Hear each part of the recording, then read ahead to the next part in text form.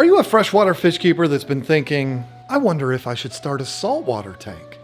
Or are you thinking about setting up your first aquarium and you're not sure if you should go salt or fresh? Well, this is part one of a two-part series that's going to be exactly what you need. I'm a freshwater fish keeper, and in today's video, I'm going to give you the top 10 reasons why I think you should go fresh versus salt. But the cool thing is, my friend Jake Adams from Reef Builders is going to do the follow-up to this, where he's going to give you his reasons why you should go salt versus fresh. As soon as that video goes live, I will put it right here. This should be a lot of fun, so let's get started.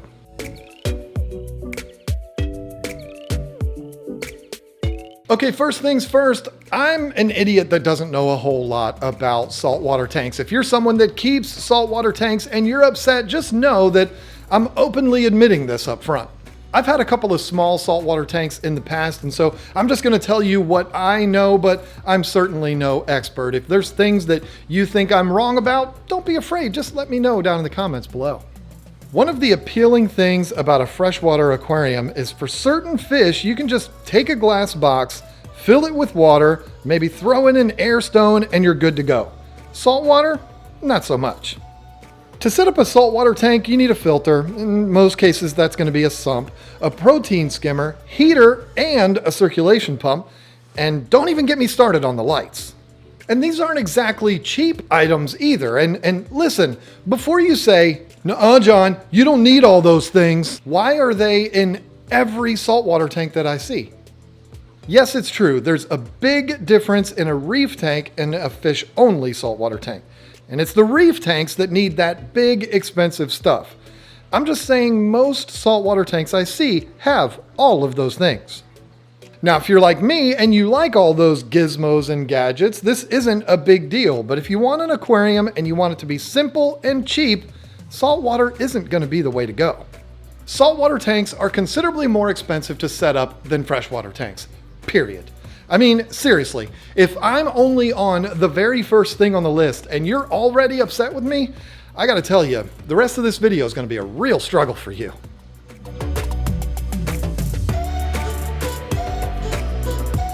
Okay, the next two things are gonna be specifically about the fish, but I've gotta say this up front. Saltwater fish are awesome. I don't think I've ever seen a saltwater fish and I've been like, nah. These are some of the most amazing fish you'll ever see, but unfortunately there's a pretty hefty price tag on them. The main reason they're so expensive is most of them are wild caught. They're not raised in the thousands in big ponds in Florida. These fish are caught by fishermen out in the ocean that bring them to these facilities for quarantine, and then they sell them to distributors or fish stores. There really is a lot of work involved in getting these fish and making them available to the hobby, so it's totally understandable, but it had to be mentioned. There's also the fact that some of these fish are harder to find and harder to catch. Those are going to come with a real expensive price tag. Again, it all makes sense, but I'm just telling you this because if you expect to go into the fish store and shop in the saltwater fish aisles and you're going to find fish that are $2 and $3 a piece, you're going to be in for a real shock. I get it. I understand why they're so expensive, but hey, freshwater fish are cheaper, and it really can't be argued.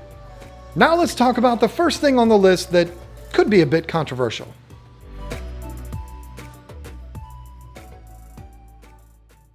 Okay, for this one, there's going to be some of you that are going to be like, I don't care, while others are going to say, oh, nope, I'm out. That's a deal breaker for me. Like I said earlier, most fish in the saltwater hobby are wild caught. Some of you will make the argument that you'll be providing them with a life where you'll care for them way better than they'd have it in the wild, and they wouldn't have to be constantly under the threat from predators. And I totally get that. But then you have the idiots like me that'll say, yeah, but you're taking them from where they have 2/3 of the world to explore, and you're putting them in a little box. I'm not saying that I'm right and you're wrong. I'm just saying this is something that people who are on the fence need to know. I mean, realistically, everyone who's watching this video has seen Finding Nemo, and that's kind of what the whole story is about. So pretty much everybody knows this. I just felt like it was still something important enough to put on this list.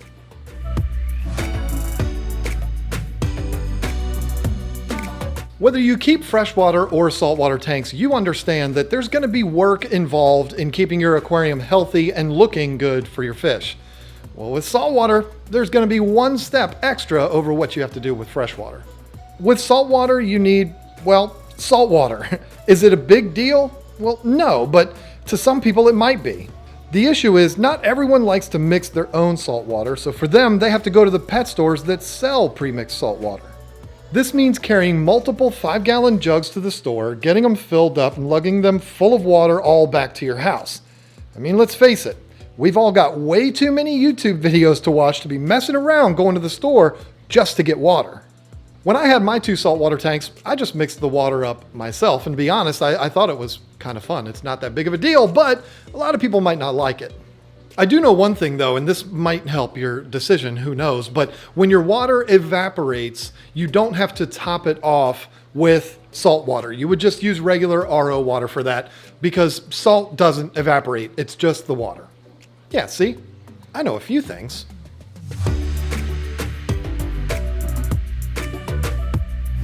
All right, look, I get it. We are all busy and sometimes we can fall behind on our aquarium maintenance. When you fall behind with a freshwater aquarium, your water might get a little murky. You have a little algae here and there and the water line drops down. It's really not a big deal. But if you fall behind with saltwater, oh, look out. Saltwater aquariums particularly fall apart if you skimp on your maintenance. You get all that purple coralline algae, which some people actually like, but when it starts to spread across the glass in the background and you start getting all the white crusty stuff all over the place, I'm sorry, it just looks terrible. Now I realize if you really fall behind on a freshwater tank, they can look really gnarly too, but to me, saltwater tanks just look so much worse.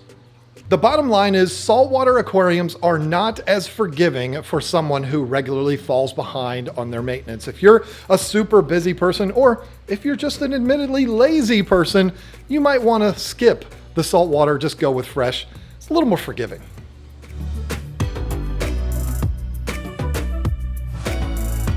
Over the last 5 or 6 years, nano freshwater aquariums have blown up in popularity. I mean, they've always been popular, but over the last few years, wow, it's blown up. Small tanks can be kept on desktops, bookcases, or even kitchen counters, and when you go to the fish store, you'll find dozens and dozens of tanks full of tiny fish that'll fit perfectly in these little tanks. Well, that's not the case with saltwater.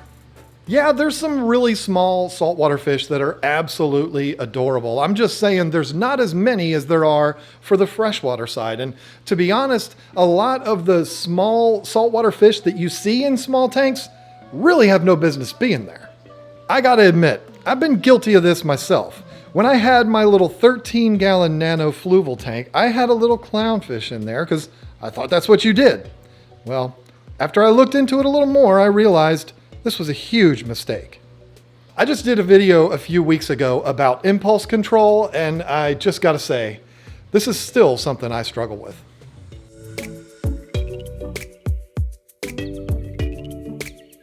Now, to continue along the lines of what we were just talking about before, it's not just nanofish that you're limited in options. It's pretty much all saltwater fish.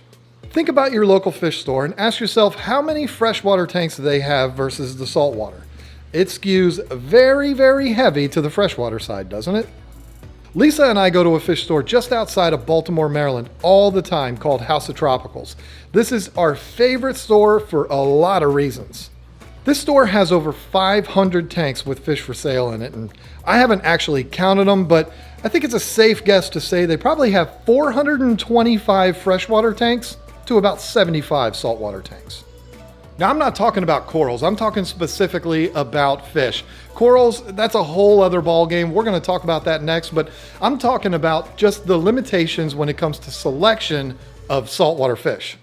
I will say this though, the saltwater fish are usually much more awe-inspiring than freshwater. You could be walking down the aisles looking at all the freshwater fish going, okay, yeah, that's cool, but as soon as you get to the saltwater, it's like, whoa. Saltwater fish are gorgeous. There's really no disputing that. There's a lot of gorgeous freshwater ones too, but saltwaters are amazing. I'm not sitting here trying to crap on them. I'm just saying there's not as many of them available as there are fresh.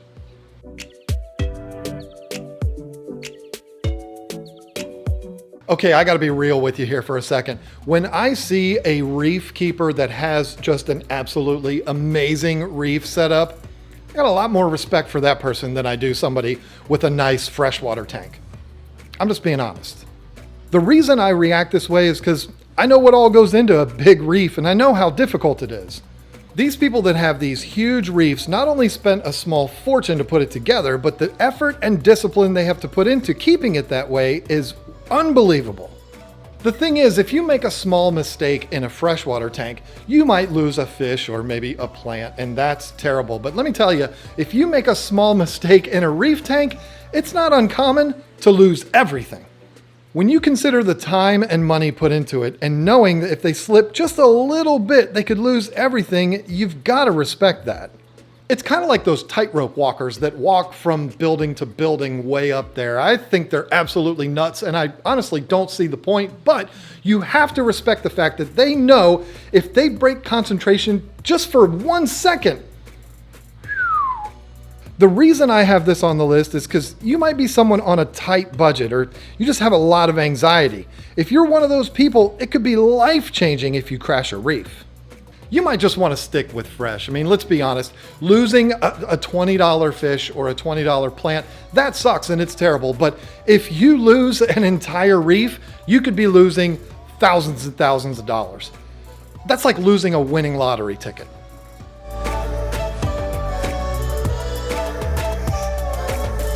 Being someone that is about to move, I gotta say, I have the highest level of anxiety knowing that I've got to move giant tanks like this. We've got a whole bunch of big tanks, but I gotta say, it's a whole lot less anxiety than if I was moving a giant reef the size of this tank.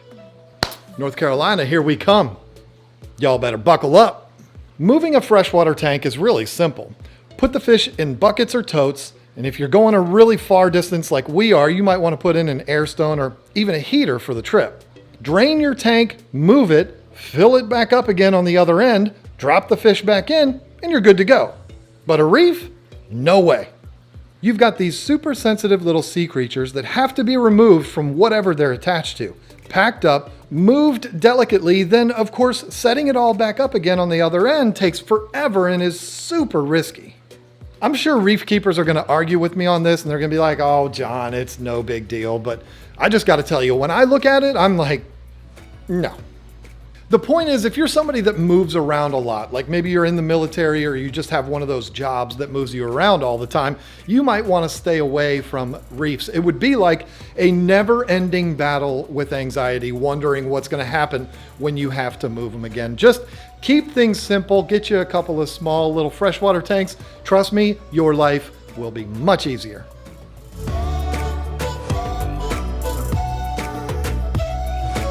You want to see what it looks like to piss off half the people in your hobby? Well, here goes. Saltwater people, and more particularly reef people, can come across as, well, snobby. With the exception being Jake Adams, of course. I'll tell you a little story. I had never met Jake before until Dallas Aquashella last year. He walked up to me just completely out of the blue and said, hey, I like what you're doing. I like your channel a lot. You can ask Jake. I was like, thanks. And the reason I reacted that way is because I had never had that happen to me before, ever. Jake was the first saltwater or reef guy that ever expressed really any interest in talking to me. And it was kind of funny because it was Halloween and he was dressed up as Bob Ross. So Jake is like 6'5" and he walks up with this big giant brown afro. It was hilarious. Anyway, him and I talked about this the whole time. We talked about how different the saltwater and freshwater sides of the hobby are and how we both wished we could come tear down that wall and just bring everyone together. You're off to a good start too, John, calling all the reef people snobs. Anyway, listen, I'm just talking about my personal experience going to these events and going all over the country to do fish stuff. Walk into any aquarium event like Aquashella that has saltwater and freshwater, and you're gonna see all the freshwater people over there and all the saltwater people over there. And they're all doing their own thing. It's really sad. I don't want it to be that way. I want us all to do this together so that that perception doesn't exist. Because trust me, it's not just me that feels that way. All of the freshwater side sees it. Anyway, those are my thoughts on the differences between salt and fresh and why I think you should go freshwater. And listen, I'm not trying to offend anybody here. This is all done in fun. We are all fish keepers.